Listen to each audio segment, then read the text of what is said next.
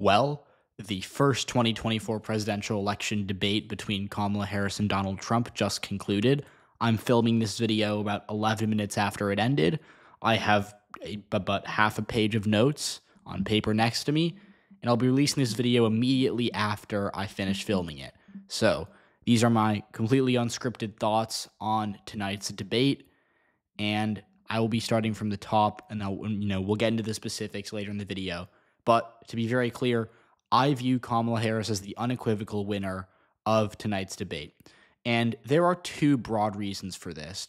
And I will get into the specific components of those reasons.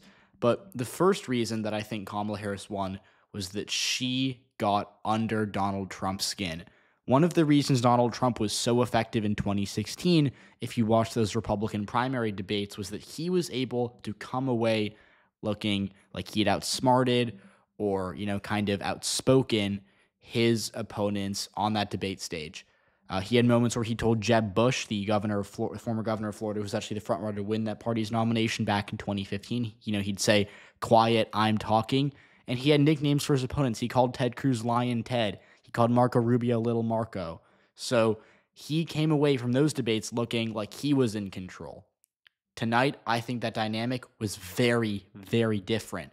And a big moment you could point to for when this really got bad for Trump was when Kamala Harris mentioned his rally. She said, "Look, I'm going to do something weird. I'm going to invite you all to go to a Trump rally." She said people were leaving because they were bored or because they were exhausted.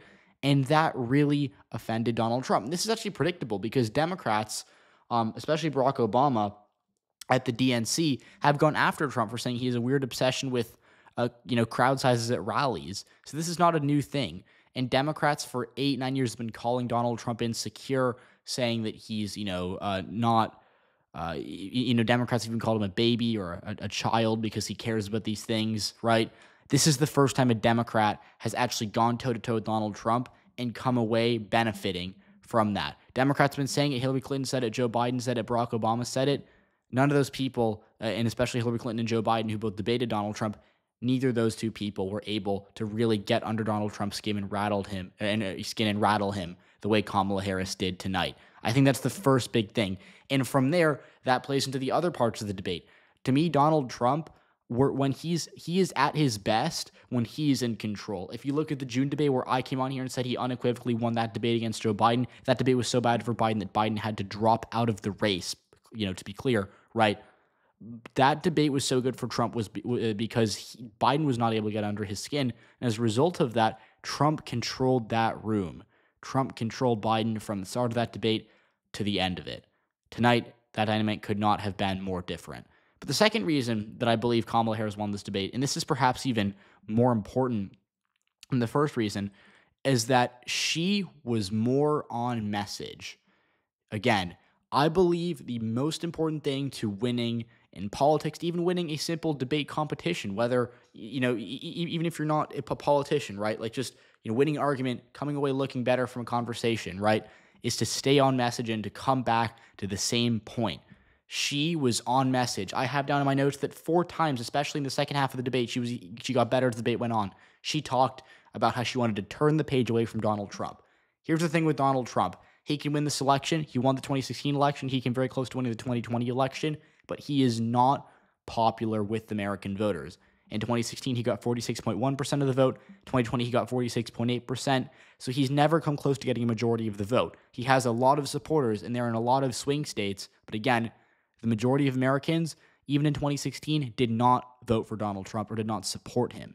And so that's the problem that he has, is that a lot of people genuinely, even some of them are going to vote for him in November, but the majority of the people in the country do not want another 4 years of Donald Trump, or at the very least would prefer something else, even though some of them will vote for him because they might want 4 years of Trump instead of 4 years of Harris, right?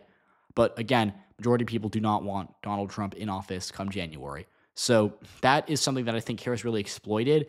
And that's something that I was looking for part of this debate. I was saying to myself, look, if I were a Kamala Harris advisor, if I were working for the Democratic Party, right, I would really want her to hammer home, look, you may not agree with me on everything. You may not think that me and you might not see eye to eye. I'm talking to Republicans, independents, Democrats, right? But we can all agree on one thing, that's that Donald Trump, we need to turn the page on him. We need to, move forward as a country. She's made that a theme of her campaign. She's been saying we're not going back for 6-7 weeks since she became the presumptive nominee of the Democratic Party, right? Tonight, she put it all together. She capitalized on it. There's the two reasons why she won this debate. She rattled Trump early on, and then she used that to get in and to stay on message. While Donald Trump, on the other hand, I felt was very erratic throughout this debate. If you take a look, and if you listen back to the highlights when they come out tomorrow morning, right? Think about this. I think one of Trump's worst moments was when he started talking about, people eating dogs and cats in Springfield, Ohio, which he was actually corrected on by David Muir, who's the moderator of this debate. He was corrected, and obviously we have no credible evidence that in Springfield, Ohio, immigrants been eating dogs and cats. That actually started out as I think a meme or a joke post, and it gained traction very quickly. And I think that was a bad look for Trump, and that's obviously for two reasons. First of all, he was corrected by David Muir, and we know that this is not true. But secondly, more importantly, you have 90 minutes. Maybe half of that. If you get 45 minutes to speak, and that's generous too, because the moderators speak and there's pauses, right? Let's say you have 45 minutes generously to speak. To even spend 5 seconds talking about a fabricated story about dogs and cats in a smaller town in Ohio being eaten, I think it makes you look bad. It's also a waste of your own time. Donald Trump could have attacked Joe Biden and Kamala Harris for their record on the economy and on immigration, which are two issues that in the polls Republicans are winning on right now. Instead, he was knocked off balance by Harris, and he started talking about, again, the eating dogs and cats thing. He also brought up Viktor Orban, who is I believe the prime minister or president of Hungary, right? Like, that did not in any way benefit him, because the majority of Americans don't know who Viktor Orban is. And I can't think of a single swing voter who's going to be convinced by saying, oh, well, I wasn't going to vote for Trump, but now that Viktor Orban endorsed him, right? Like, to me, that's another waste of time. So Donald Trump, I think, could have used his time a lot more efficiently tonight, but he also came off as, to me, very erratic. He veered off topic a lot, and so did Kamala Harris, by the way. Neither of these candidates, I would say, answered even 50% of the questions, but Trump was more off topic and off message than Harris was, because at least Harris did come back to that message of, look, we're going to turn the page, we're not going to go back, right? And I'd say there were some questions that she was able to answer, although I'd say with both candidates, you can make an argument that they were disappointing in terms of kind of dodging some of the questions here. But again, I think another thing was the contrast between not only Harris and Trump, but Harris and Biden, right? In June, Trump was so much more lively than Biden. Like I said, he controlled that debate. Now, not only did Kamala Harris control that debate, but I think Trump looked a little old. Nowhere near as old as Biden looked in the June debate by any means, but I think he looked a bit old. And especially compared to Harris, who's who I think was smiling, who was laughing. I think she was a bit more lively. These things can mean a lot. And in 1960, a lot of people who watched the presidential debate, the first ever televised TV, debate, or presidentially, between Richard Nixon and John F. Kennedy, a lot of people who watched TV said they thought John F. Kennedy won because he was smiling, he looked directly at the camera, he wasn't sweating like Nixon was. And so what we saw was that a lot of people came away feeling more comfortable with Kennedy. 1960 was a very different time from 2024, but that human instinct of liking the person who smiles more, who appears more energetic, that's why I think Joe Biden in part lost the June 2024 debate. That's why I think this time Kamala Harris could have won this debate. Now, the final point I want to hit on before I let you all go here, let's talk very briefly about the issues. The main issues tonight, we got everything, right? Like, we got the economy, obviously. We got immigration, but we also got abortion. We got January 6th. Donald Trump was asked about the 2020 election, right?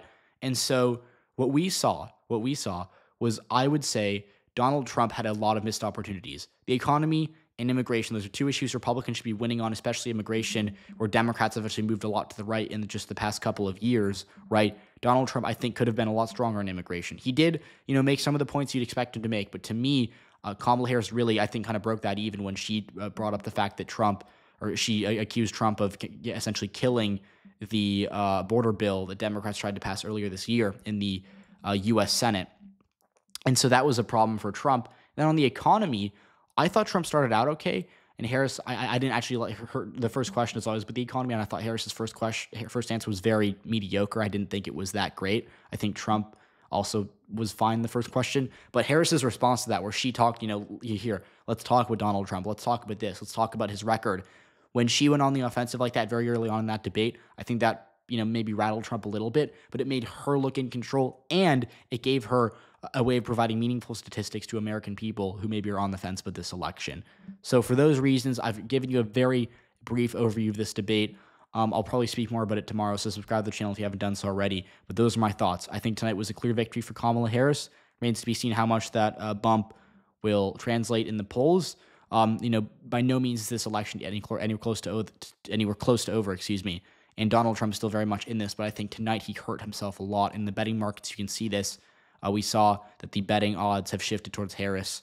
She was, nearly favored to lose before the debate. As of right now, around 11 p.m. Eastern time, she's now at 51, 52%, depending on where you look. So far, Kamala Harris seems to be the winner of this debate, but we will see.